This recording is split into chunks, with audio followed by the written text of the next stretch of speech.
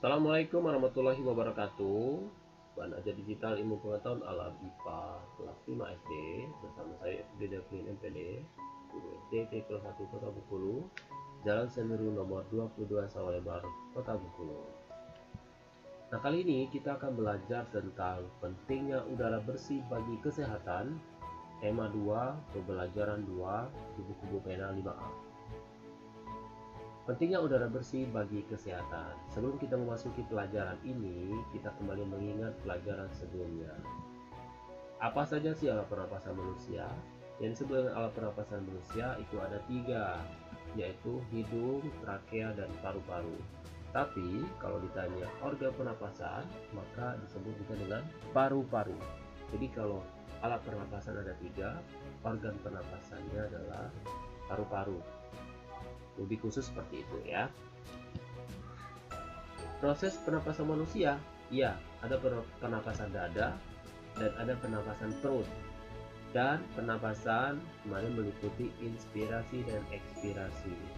Inspirasi adalah proses masuknya udara ke tubuh dan ekspirasi adalah proses keluarnya udara dari dalam tubuh. Di manakah terjadi peristiwa pertukaran O2 atau oksigen dan CO2 atau karbon dioksida? Ya betul, di alveolus. Nah, bentuk alveolus itu seperti anggur. Pernah lihat anggur bukan? Jadi bentuknya mirip sekali dengan anggur. Oke, sekarang himbauan masker, memakai masker dan cuci tangan. Kapan kita harus menggunakan masker agar kita terhindar dari pandemi COVID-19, keserutan agar kita terhindar dari COVID? Kapan kita harus menggunakannya? 1, saat keluar rumah, 2, saat tubuh tidak fit, dan 3, saat bersih-bersih dan flu dan lain sebagainya. Dan ingat, cuci tangan setiap 1 jam sekali ketika kita berada di luar rumah. Dan 7 cara efektif cara mencuci tangan sudah kita jelaskan di beberapa kesempatan yang lain. Dan ini adalah 7 cara efektif mencuci tangan. Baik, sebelum kita memulai pelajaran, mari kita doa sebelum belajar. Kita awali dengan basmalah. Bismillahirrahmanirrahim. Raditu billahi robba wa bil islami dina wa bi muhammadin nabiyya wa rasulah. Rabbi zidni ilma warzuqni fahma. Amin ya rabbal alamin. Kami ridho Allah subhanahu wa ta'ala sebagai Tuhanku, Islam sebagai agamaku, dan Nabi Muhammad sebagai Nabi dan Rasulku. Ya Allah, tambahkanlah kepadaku ilmu dan berikanlah aku pengertian yang baik. Amin ya rabbal alamin. Kompetensi dasar yang akan kita pelajari pada kesempatan ini yaitu 3.2, mendeskripsikan dan membuat bagan cara kerja organ-organ pernapasan pada manusia. 4.2, membuat model sederhana organ pernapasan manusia. Indikatornya yang pertama menunjukkan organ pernapasan pada hewan dan fungsinya. Yang kedua adalah membuat bagan cara kerja organ pernapasan manusia. Tujuan pembelajaran kita kali ini, dengan berdiskusi dan mencari informasi dalam kelompok, kalian mampu membuat bagan cara kerja organ pernapasan hewan. Dalam hal ini kita belajar menggunakan video pembelajaran. Baik, kita masuk yang pertama.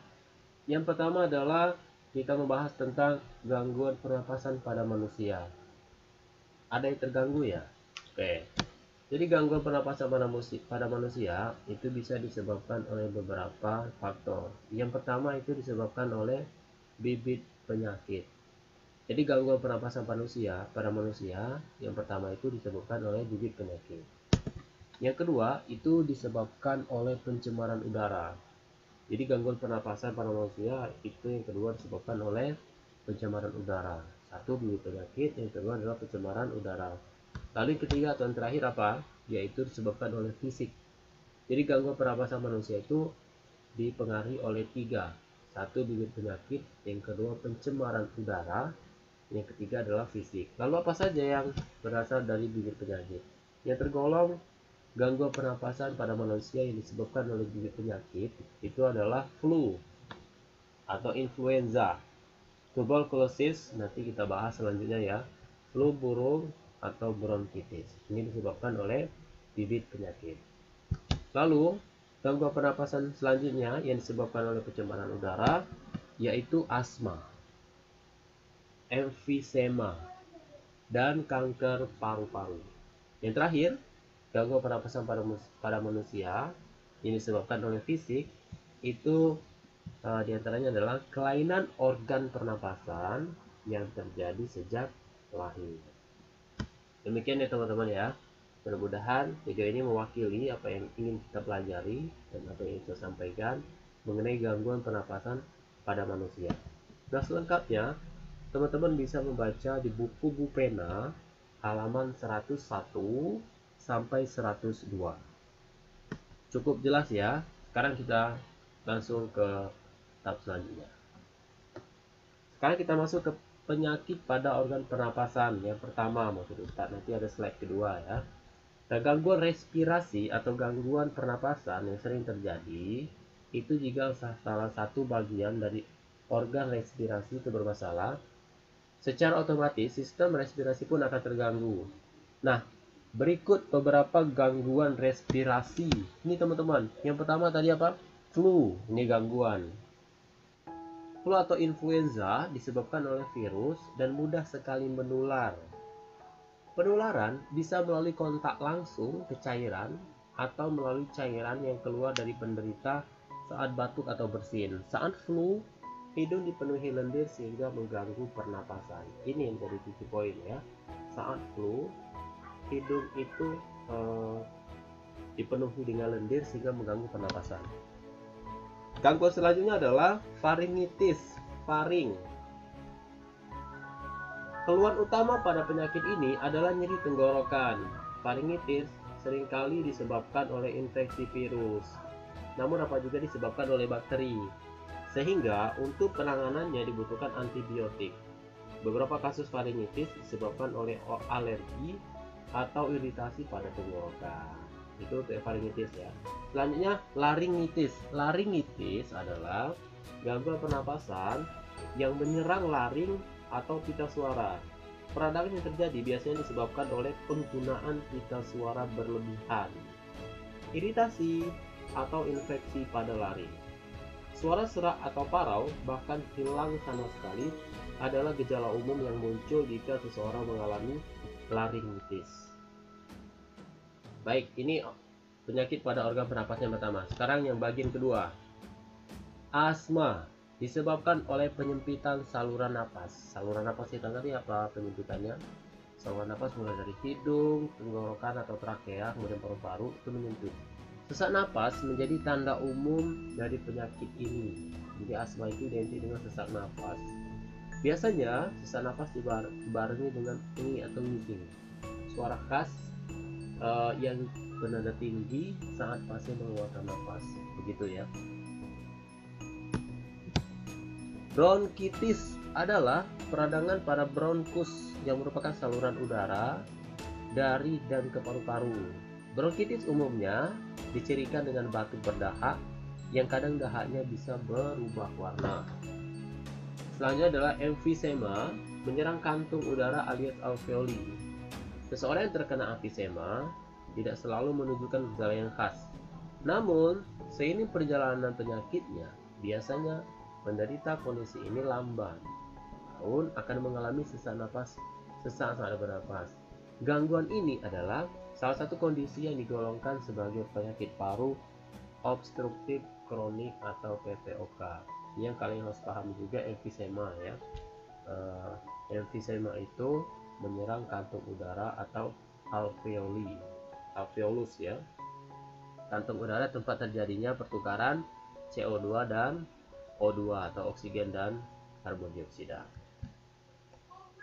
Selanjutnya adalah pneumonia atau yang biasa disebut dengan radang paru-paru. Merupakan peradangan akibat infeksi, batuk berdahak, demam, dan sesak napas. Itu adalah gejala umum dari pneumonia. Ciri lain dari penyakit ini adalah dahaknya kental yang dapat berwarna kuning, hijau, coklat, atau bernoda darah. Ini pneumonia. Dan yang terakhir adalah kanker paru-paru. Merupakan salah satu jenis kanker paling berbahaya dengan angka kematian yang tinggi. Terjadinya kanker paru-paru pada seseorang berkaitan erat dengan merokok, baik aktif maupun pasif. Riwayat kanker pada paru-paru di keluarga riwayat paparan zat kimia dan gas beracun seperti asbestos dan radon, atau penghirup udara berpolusi dalam jangka panjang. Ini kanker paru-paru ya. Baik teman-teman, kita berdoa agar semua gangguan penyakit ini dijauhkan dari kita semua, begitu ya. Itulah tadi materi tentang gangguan pada pernapasan pada manusia. Nah, selengkapnya teman-teman bisa membuka buku pena halaman 104, 105, dan 116. Jadi untuk lebih menguasai materi ini, teman-teman silakan mengulang membaca buku halaman 104, 105, dan 106. Oke, baik, kita lanjutkan ya. Nah, untuk mengasah kemampuan teman-teman bisa mengerjakan langsung latihan yang ada di buku. Kerjakan Ayo Berlatih pada buku pena halaman 102, nomor 1 dan nomor 2. Di buku tulis saja ya. Kemudian kerjakan Ayo Berlatih pada buku pena halaman 105, nomor 1 kerjakan di buku tulis, dan nomor 2 dikerjakan di buku cetak langsung. Baik, saya pikir sudah jelas tugas dan latihannya ya. Tugas ini adalah untuk mengasah kemampuan teman-teman dan memberikan aktivitas proses belajar kita dengan baik di rumah. Semangat belajar ya teman-teman ya. Oke, sebagai penutup, demikianlah materi pelajaran IPA hari ini. Semoga bermanfaat dan menambah pengetahuan dan kedekatan kita kepada Allah Subhanahu wa taala. Dengan selalu bersyukur, insya Allah akan menambah nikmat yang diberikan Allah Subhanahu wa taala kepada kita. Semoga menambah kedekatan kita kepada Allah Subhanahu wa taala. Amin ya rabbal alamin. Dan yang terakhir adalah kita berdoa kepada Allah semoga dihindarkan dari segala macam penyakit yang berhubungan dengan pernapasan. Dan kita doakan teman-teman kita kalau ada yang sakit dengan pernapasannya, semoga Allah sembuhkan dan diberikan kesehatan yang lebih baik lagi. Amin ya rabbal alamin. Kita tutup dengan doa. Alhamdulillahirabbil alamin. Subhanakallahumma wa bihamdika asyhadu an la ilaha illa anta astaghfiruka wa atubu ilaik. Demikian. Assalamualaikum warahmatullahi wabarakatuh. Selamat